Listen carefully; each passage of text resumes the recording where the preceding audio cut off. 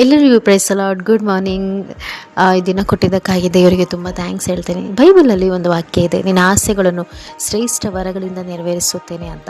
ಆದರೆ ಲೋಕದವ್ರು ಅಂತಾರೆ ಆಸೆ ಪಡಬೇಕು, ಅತಿ ಆಸೆ ಪಡಬಾರ್ದು ಅಂತ. ಅದು ನಂಗೆ ಗೊತ್ತಿಲ್ಲ.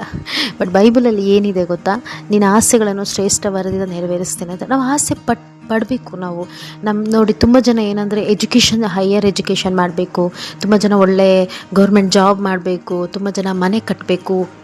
ಅವರು ಒಬ್ಬೊಬ್ಬರ ಲೈಫ್ ಇರುತ್ತಲ್ಲ, ಸೊ ಅವ್ರವ್ರ ತಕ್ಕಂಗೆ ಆಸೆಗಳು ಪಡ್ತಾರೆ. ಸೊ ಆ ಆಸೆನ ಹೆಂಗೆ ಅಚೀವ್ ಮಾಡಬೇಕು ಅನ್ನೋದೇ ಗೊತ್ತಿರೋದಿಲ್ಲ. ಸೊ ನಾನು ಹಾಗೆ ಪ್ರೇಯರ್ ಮಾಡ್ತೀನಿ. ಸೊ ನಾವು ಬಾಯಿ ಬಿಟ್ಟು ದೇವ್ರ ಹತ್ರ ಓಪನಾಗಿ ಮಾತಾಡಬೇಕು, ದೇವರೇ ನನಗೆ ಇದು ಆಸೆ ಇದೆ, ಇದು ನೆರವೇರಿಸಬೇಕು ಅಂತ.